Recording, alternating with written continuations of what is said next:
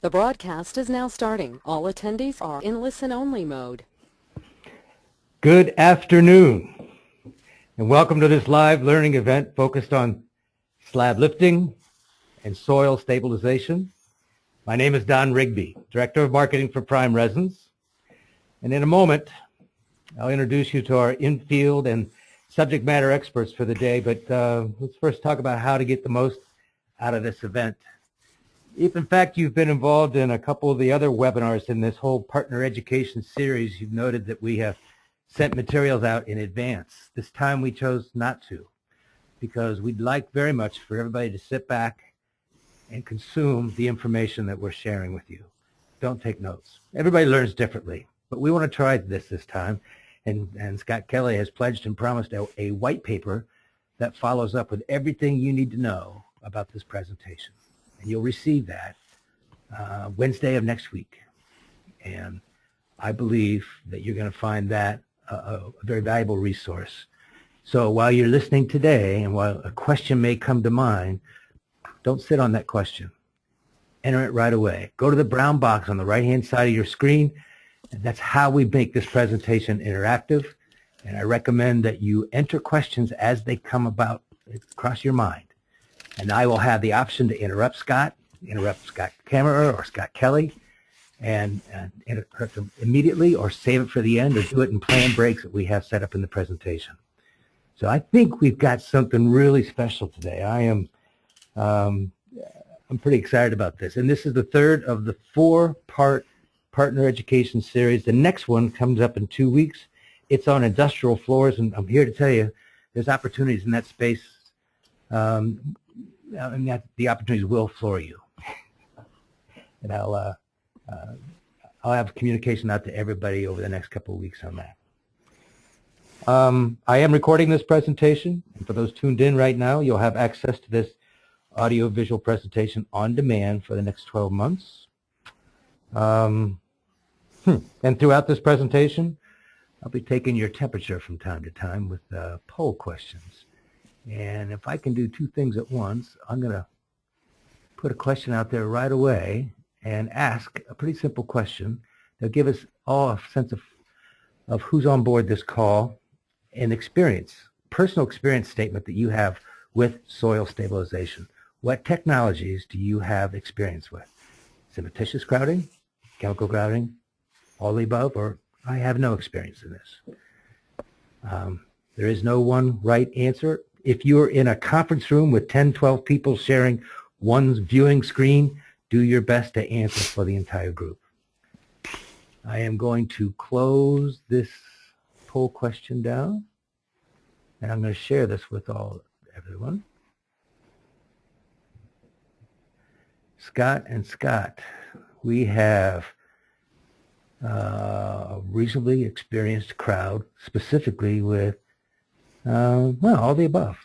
This is great. Scott and Scott, can you see the breakout of that? I don't know if you could see that screen or not. No, sir, yeah, I can. You can, but Scott Kelly can't. I can't. Okay. 27% have experience with cementitious grouting. 6% have chemical grouting experience. 42% have experience with all. And 36% have no experience with soil stabilization. Folks, thank you for that.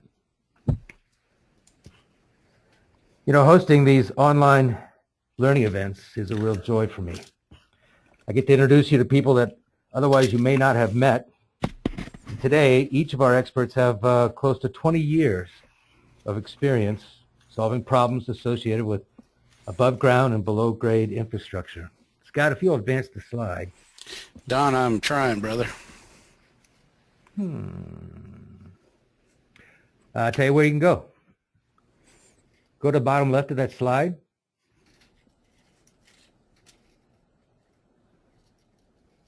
You're close. There you go.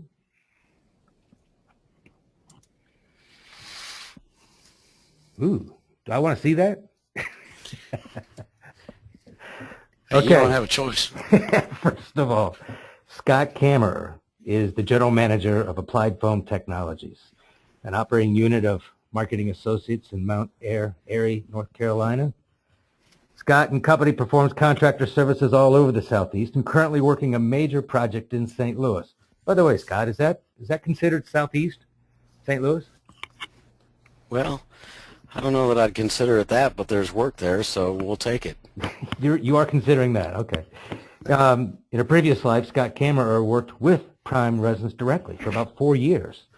And before that, worked as a distributor of Prime Resins in the state of Ohio. So we've been part of his life for a couple of decades, and today it's his experience in soil stabilization and lifting.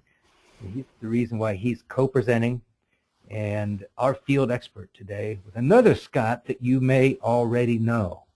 Scott Kelly has 18 years experience with Prime Resins and is our subject matter expert on lifting and stabilizing with polyurethanes.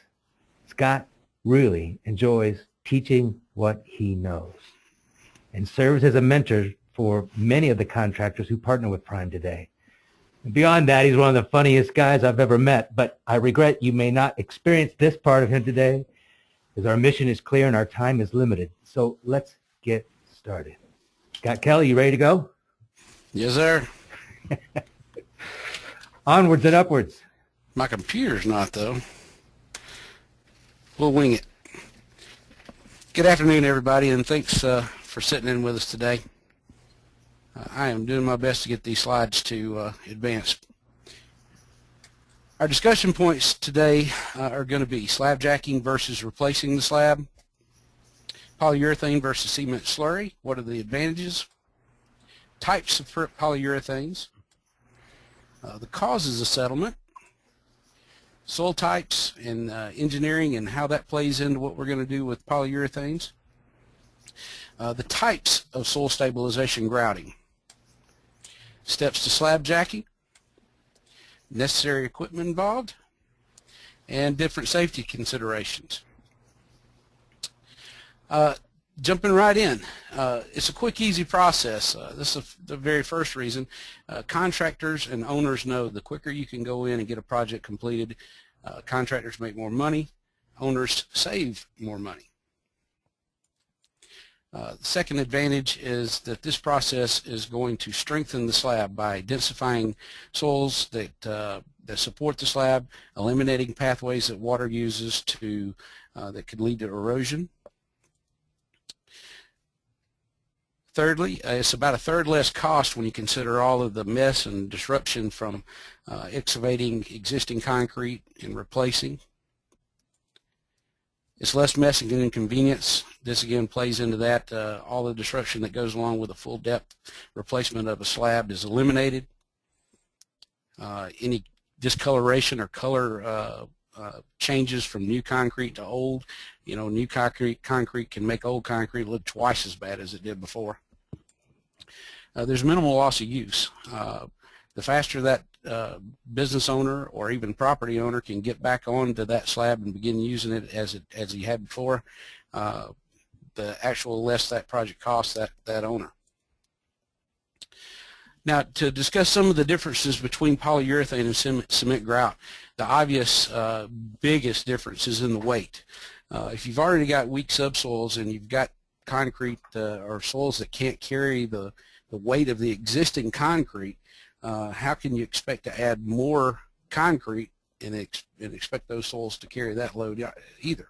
The obvious answer is you have to find a lighter weight substance that's capable of carrying that load without introducing additional weight.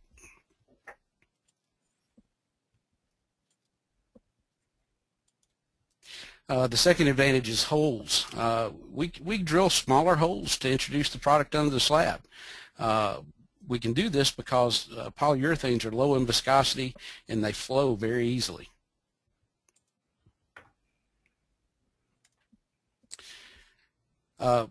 Polyurethanes set in minutes versus hours to days for concrete to cure.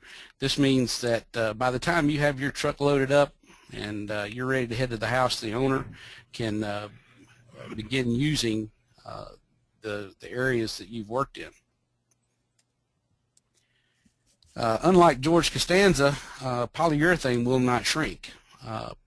It's closed cell. It drives out water. Cement grouts, because of their water content, are subject to large or dramatic shrinkage. Concrete, everybody knows it shrinks when it hydrates and that water is lost. That lot of water mass is lost.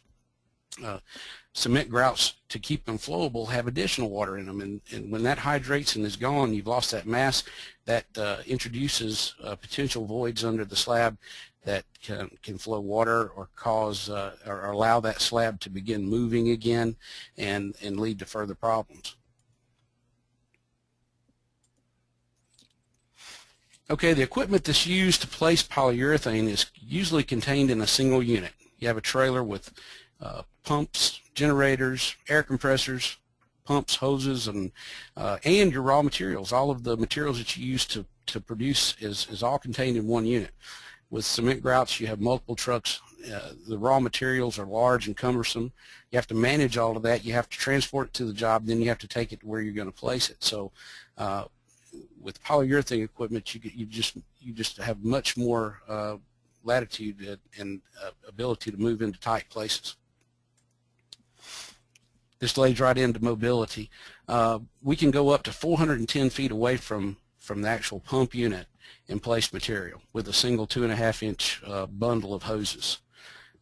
This beats the hell out of wheelbarrows and dragging pumps and hoses, multiple lines for doing cement grouting. Waste material, when you release the trigger, if you're producing foam and you release that trigger, you don't have any waste to clean up. Everything is contained in the system itself.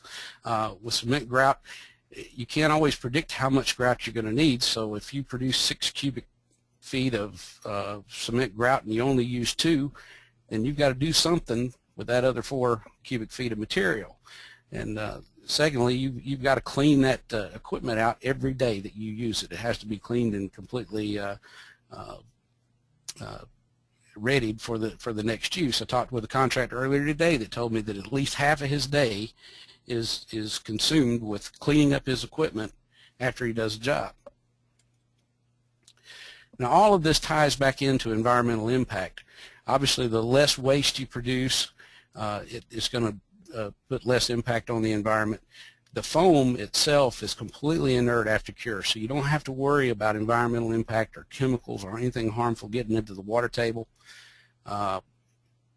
Being that we don't create dust and our equipment's smaller, we don't have a lot of noise pollution. It's just a cleaner, easier way to go about doing these types of processes.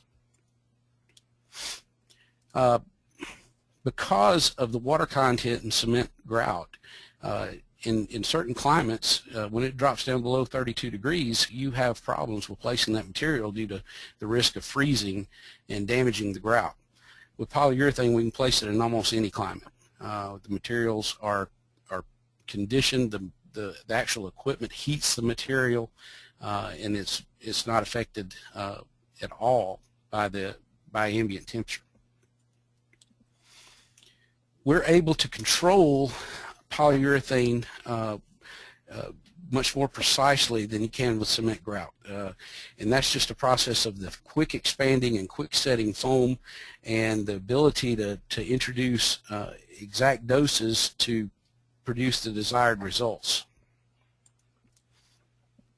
Now, because of the mobility and the smaller holes and the less dust and all the things that we've been talking about, we can often go into businesses and work around dust-sensitive equipment and precision type equipment that does not have to be moved. We can literally jack the slab right under the equipment, and that saves the owner a lot of time and effort in cleaning out to come in and do the work.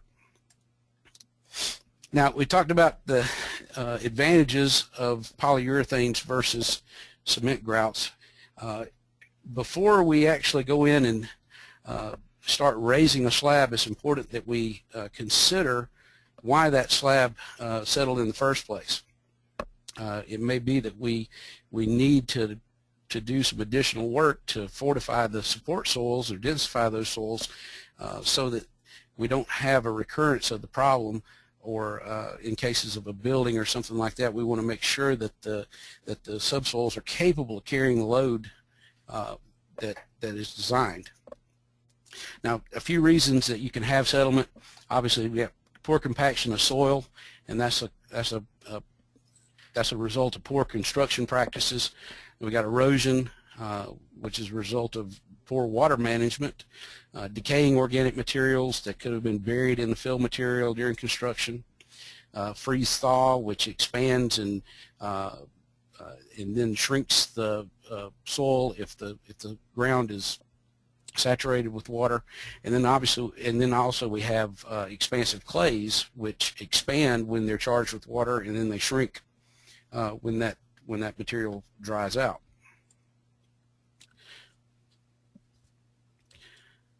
Now, in order to determine what we need to do to densify those soils, it's important that we recognize the need to have a geotechnical engineer come in and study those soils so that he can better tell us what is needed and how to design a system to bring those soils up to snuff. Now they use a variety of different techniques to explore what is under the slab or what is under the foundations. They may do borings where they bring up samples of the soils and then they study those borings with something like this sieve baskets that you see pictured here. They also use a penetrometer, which is a cone type device that's driven into the ground, and then they measure the amount of blows it takes to get it a scheduled depth into the ground, and that kind of gives them an idea of the bearing capacity of the soil.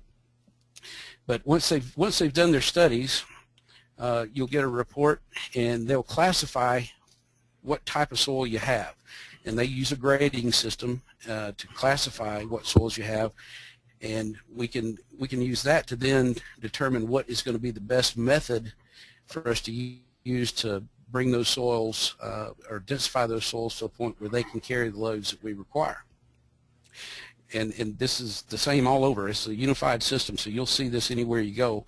But you see gravel, sand, silt, clay, and organic, and a lot of times those cross over. You may have sandy clay or silty clay, or a combination of those different types of particles integrated. So it's not always clear cut. It's the type of soil you're dealing with.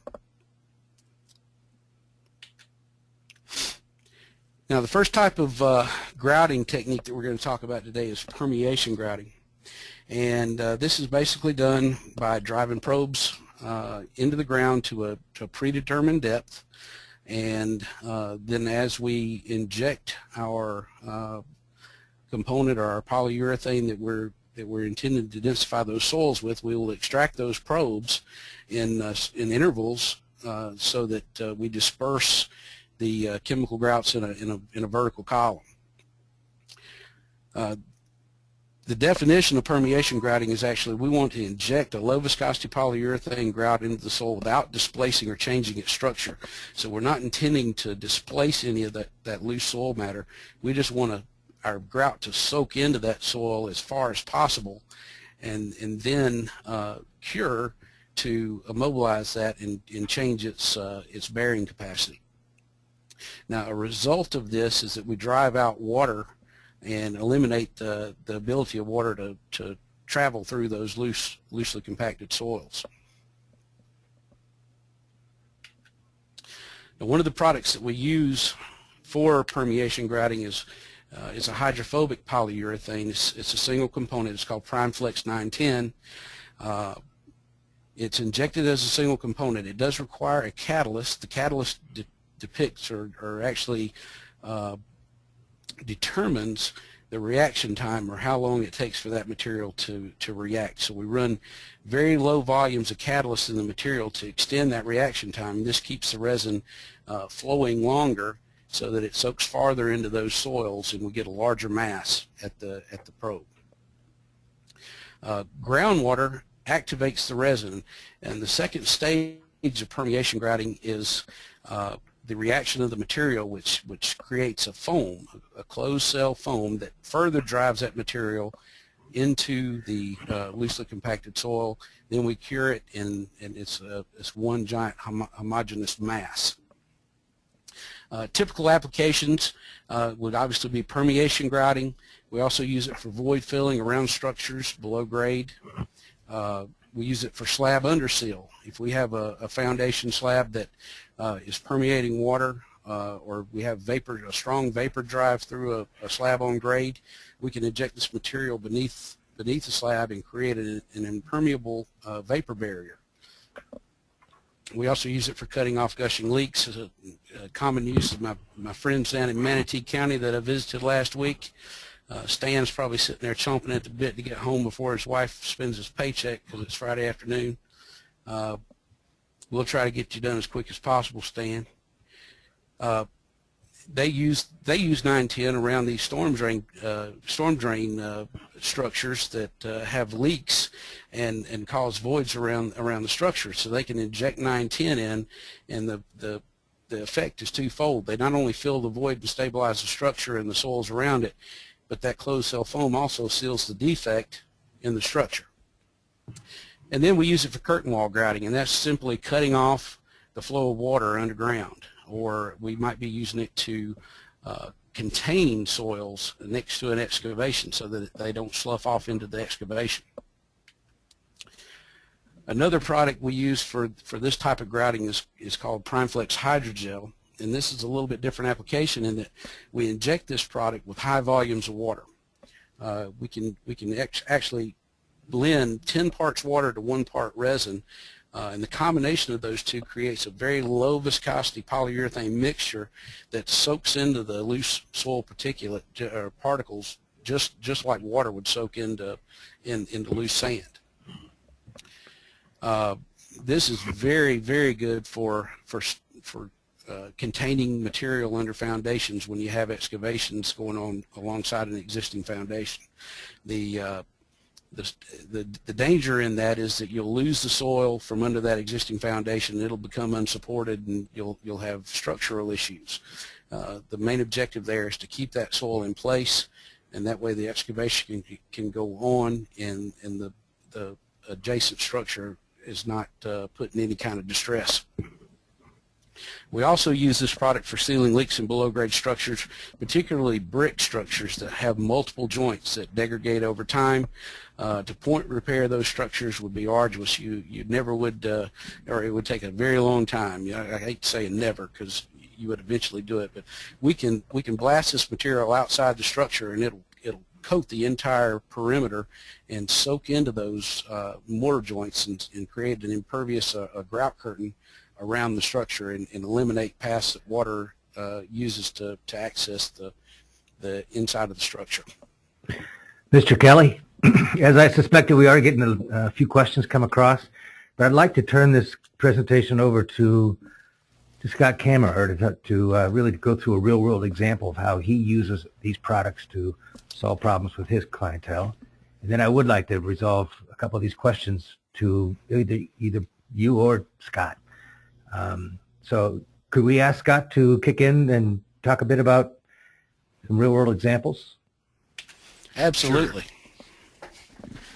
All right, this picture here, one of the definite advantages of the single component polyurethanes that Scott was talking about is we can pump that underneath asphalt and repair the soils and problems that lie underneath the asphalt. And the nice thing about this product is that it's not going to harm the asphalt. Like if you were to pump some of the high density materials, you would just kind of blow that out. And you know, as you see here, we'll typically just do an area with the staggered grid pattern of the probes, and you know, that goes back to what Scott was talking about, a soil engineer determining the type of soils that we have under there. You know, fortunately in the southeast, you've got a lot of sandy materials underneath in the ground, and you know, those are just optimum for this type of permeation grouting.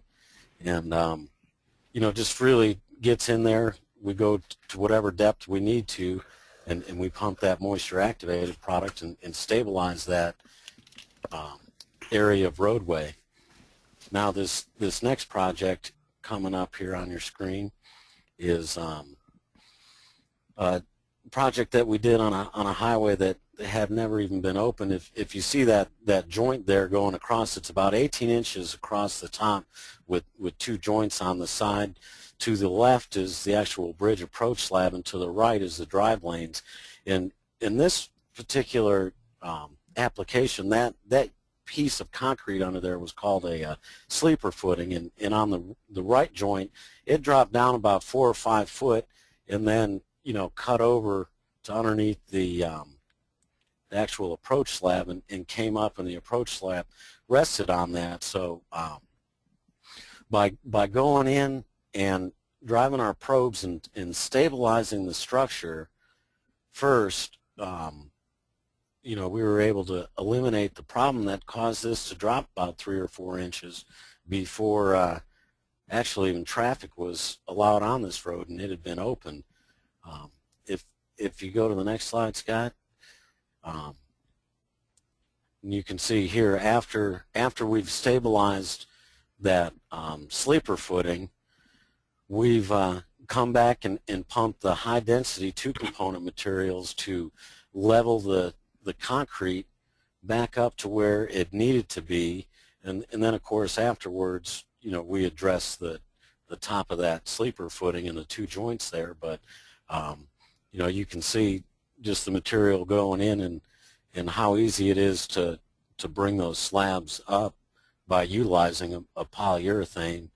And and again, Scott had mentioned using these type of products in the cold. It was winter time when we did all this, and had no issues with material wise. Well, that ties in very well with the question I've got from the audience, and it specifically relates to longevity of the poly on load bearing,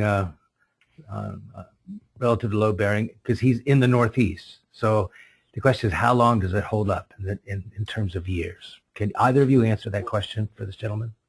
Well, when the polyurethane cures, it's actually an inert material, so it does not break down over time underneath that. And in this particular application, by addressing the problem way down into the soils with a single component, and then fine lifting on top of that, I know for a fact that 4 years later, that has not shown any sign of resettlement on that particular project there.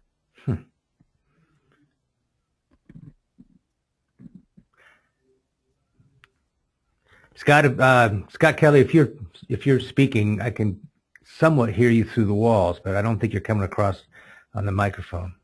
Can you hear me now? Yes, I can hear you now. Let's make a TV commercial. Okay. The only thing I might add to that is we hear everything in the environmental crowd talking about putting plastics in our landfills, and what these foams are in effect are plastics, and it'll literally take thousands of years for the plastics to disintegrate. They're completely inert, and they don't break down. It's just like the plastics you hear them talking about in the landfills that they don't want you to put in there due to the fact that they have such a long life. So both of you feel this is a permanent solution. This is not a temporary fix. It is not a temporary fix. It's definitely long-lasting. And one other point I forgot to mention before too is when, with the primeresins products, they have many products that are meet NSF 61 for use in potable water. So when you're working around structures that you're concerned about a chemical going in the ground, these products are just totally environmentally friendly and not harmful to the environment whatsoever. For the sake of time, gentlemen, let's keep going if we could. All right, I'll pick back up here. This is a picture of grout columns that were excavated after they had been injected, obviously. But there you see what a permeation grouting operation will produce, and those columns are 24 to 30 inches in diameter. They were produced using, I think, about 1.5 gallons per 12-inch interval. So the pipe was at one elevation. We injected 1.5 gallons material, then we raised that pipe up 12 inches, and then we injected another gallon and a half of material. And based on the porosity of the soils that we're injecting into, that creates, you know, a grout column, you know, the way you see. You can't always guarantee those exact volumes, but that's why we use those engineered or geotechnical reports to determine how far we need to space the probes or how closely we need to space the probes, and that way we can be assured that we introduce we get the results that we're after. I do have a question. This is coming into an area of cost, which may be better addressed at the end, but let's do this. How does a gel compare in cost, my guess is, to cementitious grout? Which one of you two want to tackle that one? Well, I can tell you that a gel is going to cost you about you're looking in the $7 to $8 per gallon range. That's mixed generated gallon of material. I don't know. I've never really done the math on it to see how it breaks down, but from an installation standpoint, it's going to be far cheaper. Just because I can go out with a simple single, like an airless paint sprayer, and install that product through small diameter pipes. I'm not going to have a semi-truck mounted rig to go out and do soil densification or permeation grouting with cement. And plus you have to take into a fact that the polyurethanes, you know, you can get up to, you know, 20 to 29 times expansion rate versus the cement grout as well, and just time doing the work, it is far faster. So you know, ultimately the materials may cost a little bit more, but you take into consideration the expansion and the time out there doing it, it can be a much cost benefit versus the cement. Yeah, and I don't think I don't intend to place this as end all be alls for you know, replacement of cementitious grouts. There's a time and a place for everything, but there are situations that you get into that are limited either by access, you know, or you know, any of the other factors that come in that will steer you to the road. And this is an option. This is another tool that you can use to stabilize soils and immobilize soils that aren't quite as limited maybe as some of the cement options. I have a comment here from an attendee. It's pretty simple. It says, "This is fantastic. Don't worry about time, Don." But I got to do that, folks. And Scott, I'd like for you to continue on if you could, please. I was about to say, I've got a stopwatch running. We damn well better worry about time. Let's go. Compaction grouting is another form of soil densification that we're going to talk about next, and this is really we're injecting a dual component high density polyurethane that expands and sets rapidly, and what it does is it goes and expands, and rather than permeate into the soil, it just forces the surrounding soils away, and that is what densifies those soils. It eliminates void space by actually just mashing those particles closer together. And that in itself is what increases the bearing capacity of the soil. These are also closed cell foams, so they can also eliminate pathways that water has to travel. In many cases, when compaction grouting is performed, particularly with the dual component high density foams, because of that rapid expansion, we end up fracture grouting. And that's where we basically exceed the cohesive properties of the soil, and we split them, or we fracture them, and the grout will run off in whatever that the direction is that crack forms. It creates a path of least resistance, and that foam runs down it. It expands it, and if you do this over a wide area, then you end up with a lot of intertwined lenses, so to speak, and that's what actually forms or densifies the soil. So we like to think compaction grouting is this neat little compact global ball that we inject and expand under the ground. But what we've seen from exhuming these grout balls after we've injected them is that many cases you get all these fingers that just extend out into the soil, and that's really a more realistic result of what happens when we're compaction grouting. And a good example for compaction grouting is when you're actually lifting a slab and you're pumping the high density polyurethane directly below the concrete slab. That material, as it foams and expands, it's compacting the soils downward till it gets to a point where the soils no longer will move, and then that pressure starts to bring the slab upward.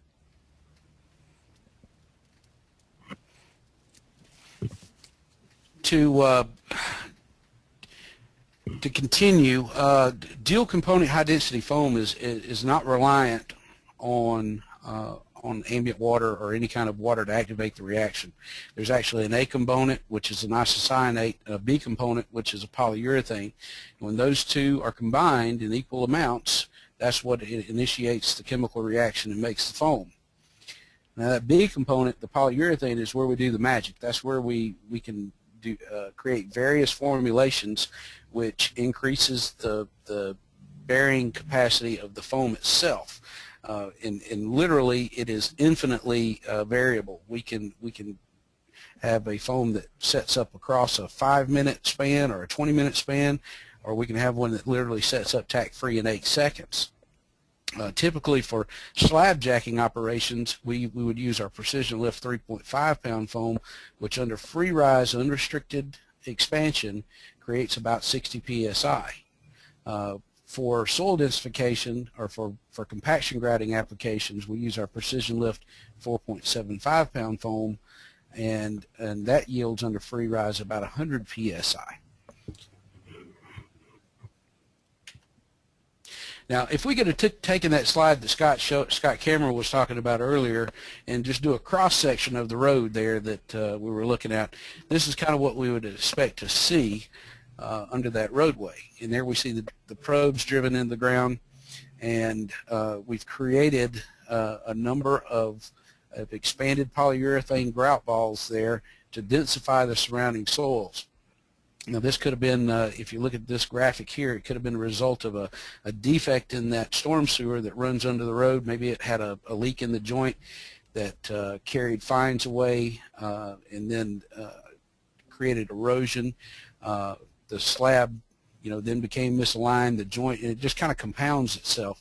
After that, water is able to readily go through the joints and further saturate those soils and weaken and this is just a typical scenario that progression that occurs that we can correct without having to go out and dig up the road or dig up this storm drain. We can go out and line these probes and engineer a solution.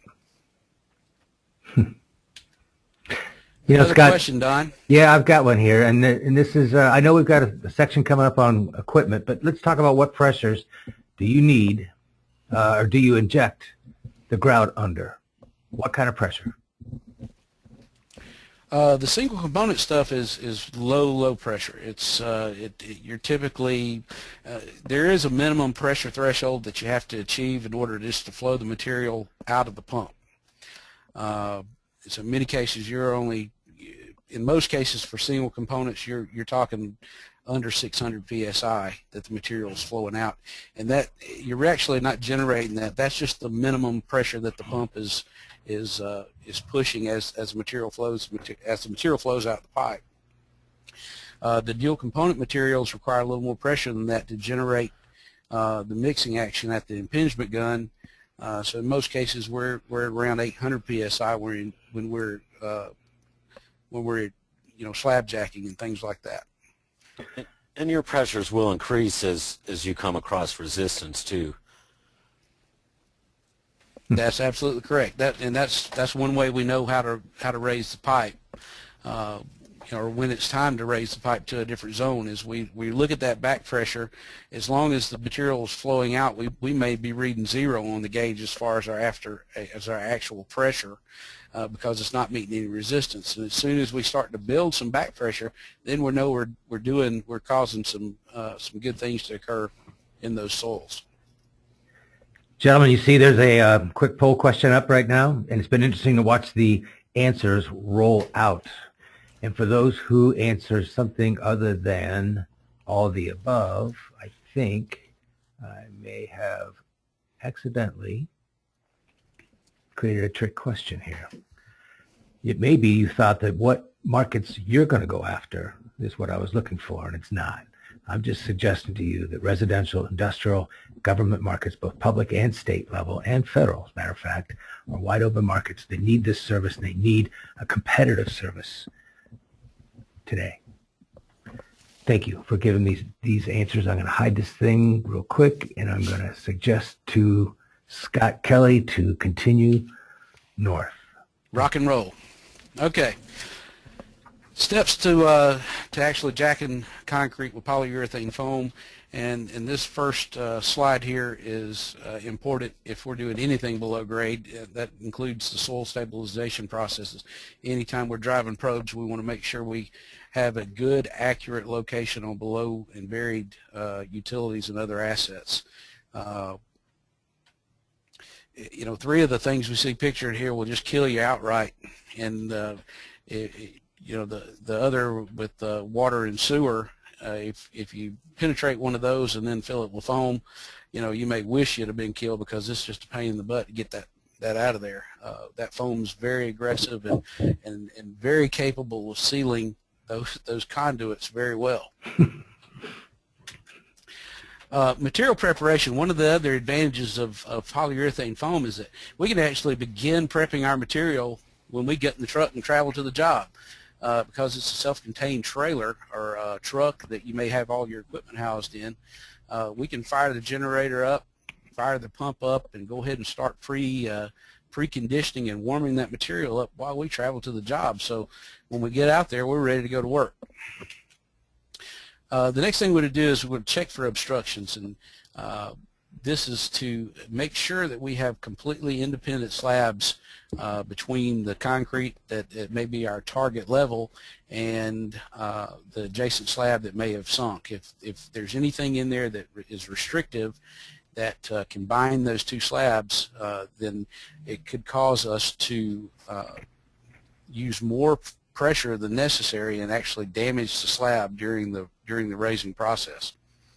Well, and it can bring up the slab you don't want leveled as well if they're connected. That's right, and once one's higher than you want it, it's kind of hard to undo that. So so you definitely want to make sure that we check for obstructions.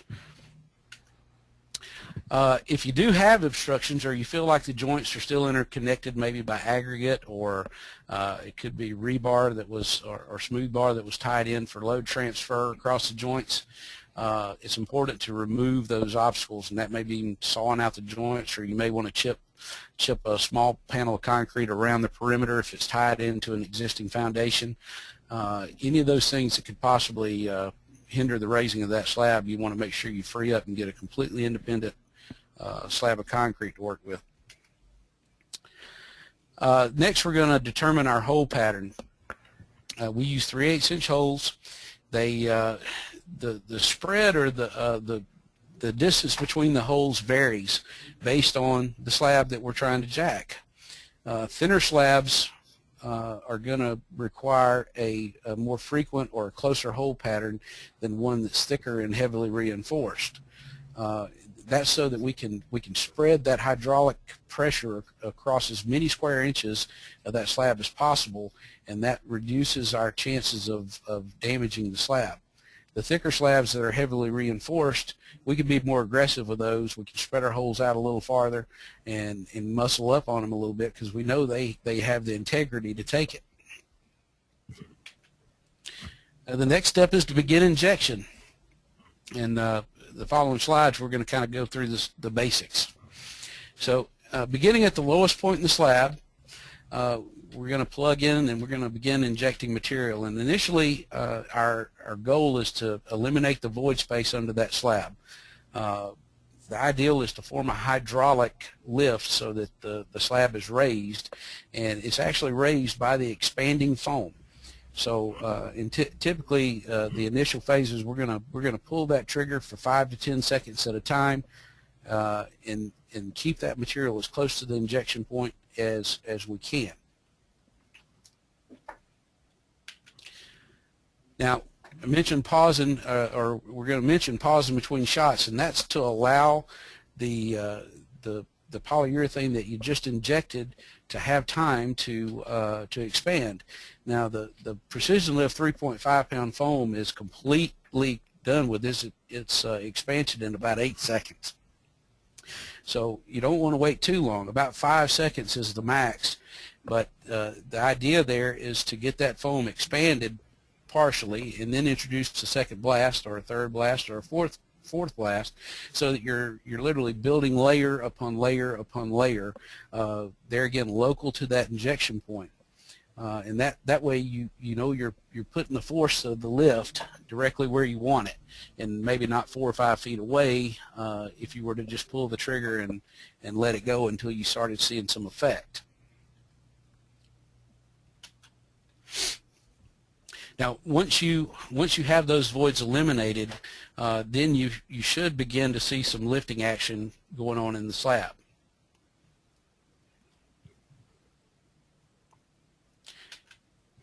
Now, it may be necessary to use multiple points, or it will be necessary to use multiple points across that slab. For thinner slabs, you're going to actually want to take inject the slab in less frequent intervals. So you may only want to raise a thinner slab a 1/4 inch at a time per injection hole, and on the thicker slabs you might be able to go up as much as a 1/2 inch or 3/4, depending on the situation. But the idea there is to reduce the amount of tension or stress that you're putting on that slab as you raise it up, and using those multiple points will increase the hydraulic lift, actually lessen the amount of pounds you have to put on the slab to get it to raise. One thing you want to make sure too is after you've lifted the slab, you will have created a void under there as well, and you want to make sure that you go back and back grout that so the entire slab is stabilized. You haven't just created 2 points on each side of the slab that is supporting it. Now, it may be necessary to inject the same hole multiple times, but you can't just go back on that original hole and pull the trigger on it. The foam that you installed previous is going to be plugging that hole, so it's necessary to re-drill through that foam. You can use the same hole through the concrete slab, but you want to reintroduce a hole back through the existing foam and into the annulus between the soil and the bottom of the foam. That's your target zone that you want the foam to go into. Scott said, we were talking yesterday, and if you don't reintroduce that, or if you don't get through that existing layer of foam, that when you pull that trigger, you're going to get a rejection, and most of the foam will end up on you instead of under the slab. You'll see real quick how much pressure those pumps can build in a hurry. And if you're out for hair removal, then that may be something for you to consider.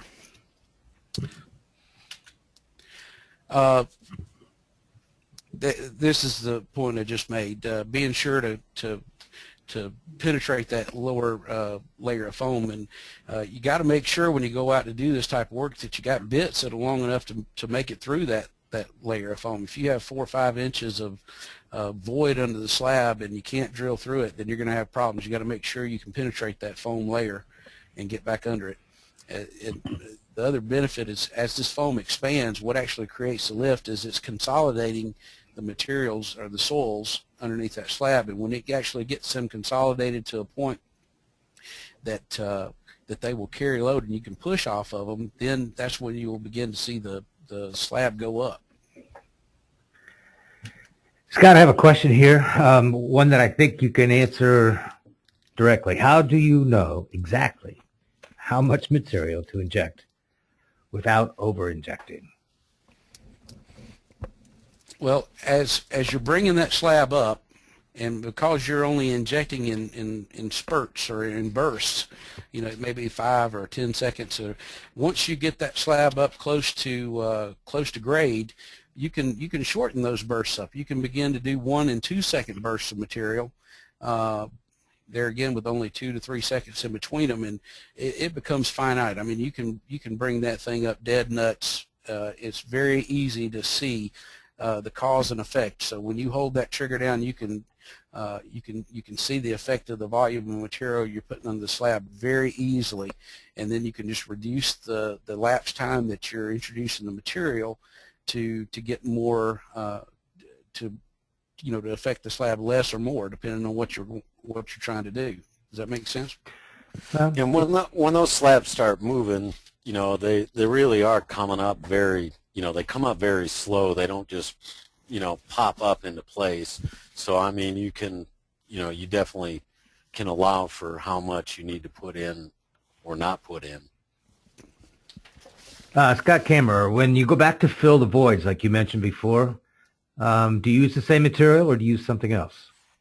No, same material, and that's just, like I said, it's basically if you bring up, the left side of the slab 4 inches, and over at the, you've got that void space underneath, you just want to make sure that you give some substance underneath that slab to stabilize, and you definitely just use the same high density product to support it. Okay. Scott Kelly, here's a quick question for you, and please make this one fast. How is this product packaged and sold, and how do you buy this? In what quantities? Well, the single component polyurethanes are packaged in 5-gallon pails, 50-gallon drums, and 300-gallon totes. The dual component polyurethanes for jacking and compaction grouting are only packaged in 100-gallon drum sets and 600-gallon tote sets. Okay, I'm going to quit asking questions and ask you to fire up on the next portion of this. It's 5 minutes till the top of the hour, folks. We are going to run over. I'm going to apologize because I've always tried to keep these things on course, but the questions are good. Hopefully, you're getting value. All right, man. Rock and roll. All right, this is just a kind of overview of the equipment that you need. Here's one of our turnkey trailer rigs. Within that trailer rig, you're going to need a generator and an air compressor. The one you see pictured here is a combination unit. It has a rotary screw air compressor that's driven, it's belt driven off the actual diesel engine. So it doesn't rob any of the electrical capacity the generator puts out. The proportioner there is a hydraulic proportioner. It is the heart and soul of the rig. That's what pumps the material out through the hoses and to the gun, and also heats the material. Over on the right-hand side, you see the heated lines, and they're coiled up and neatly stored there. And that's the function of those lines is to maintain the heat of the material as it travels out those lines to the gun. We also incorporate an air drying system on the trailer, and that's to eliminate any humidity from the air that the compressor's pumping into the system.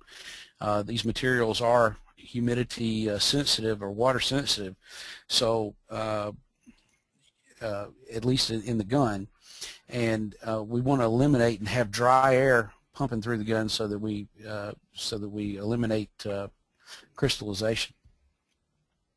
There you see the impingement gun, and that's actually the component or the tool that is responsible for blending the two component materials. You have an A and a B side that comes into a common mixed chamber, and then they're propelled out the front of the gun. We use transfer pumps. They're fitted and sealed into the 55-gallon drums, and that actually produce or transfers the material to the proportioner, and then on out to the gun. Just some other ancillary equipment that you're going to need to go out and do this work. Obviously, you're going to need hammer drills, concrete saws, and laser levels. Laser levels are good for monitoring the existing concrete that maybe you want to stay put if you're jacking the slab next to an existing structure. Also, the dial indicator that you see there is very good for indicating when you're beginning to get lift in the slab. Safety considerations. Personally, you want to make sure that you pay attention to your eyes. Also, you want to wear clothing that covers the skin, and also gloves. Just basic standard, nothing outlandish, nothing wild, but you do want to cover up anything that you care about. Same thing there with property.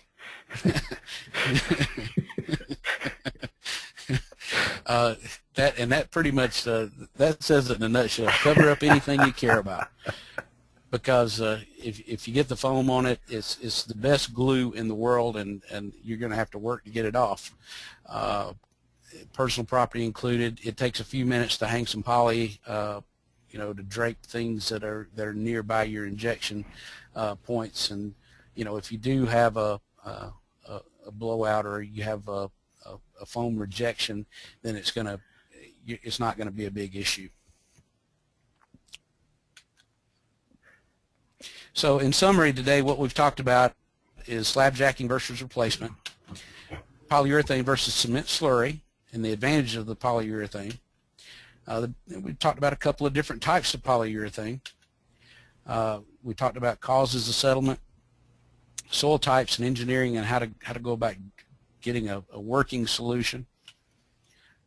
Types of soil stabilization grouting, steps to slab jacking, necessary equipment that's needed for this type of work, and safety considerations.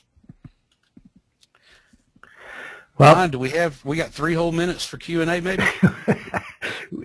For those questions we don't get to, I know Scott will be glad to answer these individually and privately. When you come in and drive a question across the transom here, it's associated with you and your record, so we can respond to you individually on this. But here's one that you can answer, I think, right away. And what is the average cost of a trailer fully outfitted? Base unit turnkey is $80,000, and that's a 20-foot platform that has a 14,000 GVRW twin 7,000-pound axles. It's insulated. It's got all the bells and whistles, a 40 kW diesel generator with a 40 CFM rotary screw air compressor. The pump that we saw on the screen a few minutes ago, it is absolutely a Cadillac.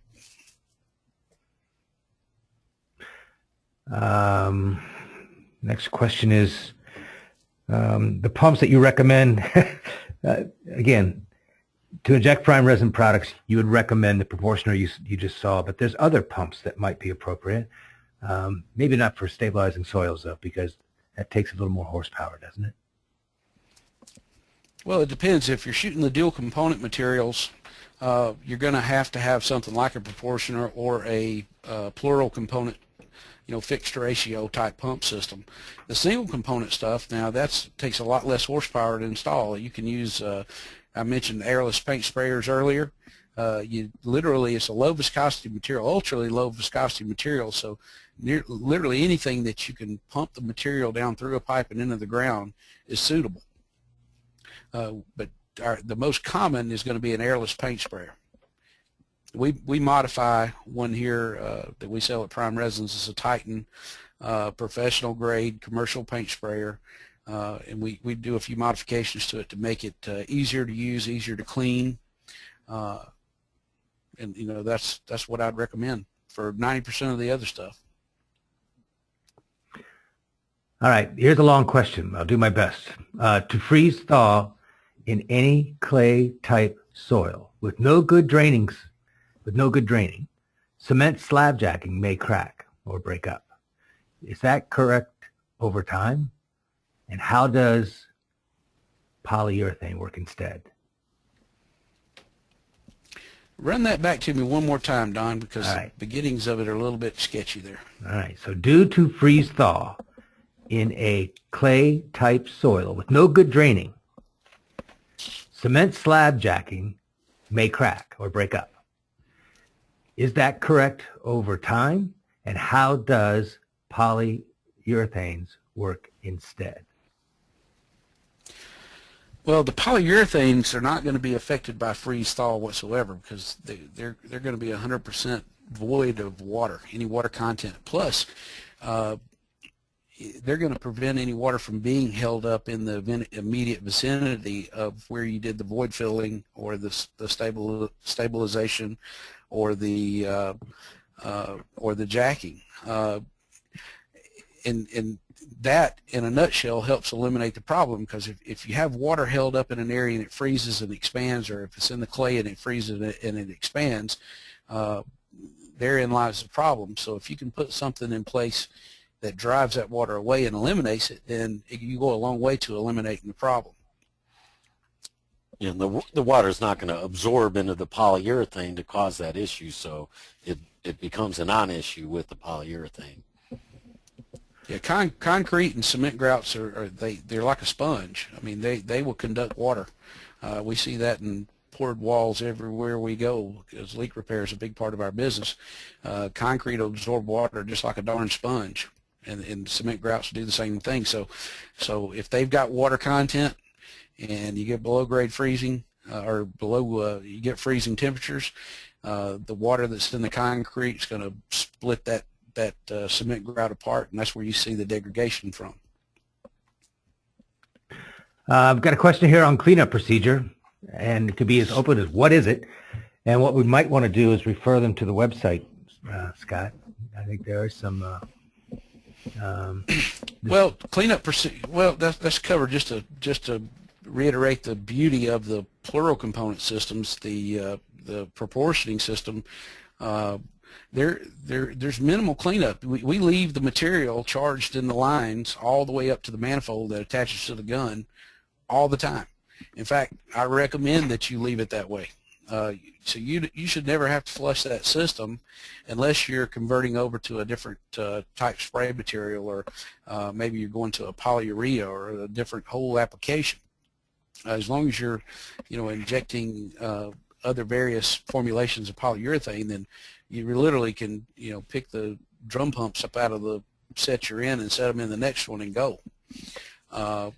So you don't have to flush that system. That's the beauty of it. And the clean out is you have to do a little maintenance on the gun from day to day, and that's to keep it lubed up. But that's a matter of taking a grease gun and doing a shot of grease in the head. And then there's the just preventive maintenance that we do, greasing other components on the pump. Otherwise, there's no cleanup internally of the system. Now, on the single components, because these are highly water reactive materials that we're pumping, then you have to flush the system, and we have processes in place that'll tell you from A to Z how to flush that pump. We have materials that are very effective for flushing the pump and breaking down those polyurethanes and the water reactive isocyanates that are in them, so that they don't harm the equipment. And basically the cleanup, of the surface you're working on is you're going to, any excess polyurethane that has come out of the holes, you basically just pop that off with a scraper and re-drill the polyurethane out of the hole and just put a fast setting, cement patch in the hole, and you're done. That's it. Bruce, Whitney, Franz, Clay, Ray, there's others that have questions in here, and I'm going to ask that we respond to those individually to each of you, and I know Scott will be pleased to do that. Scott, if you advance the slide, I'm going to respect everybody's time and work through and wrap this thing up real quickly.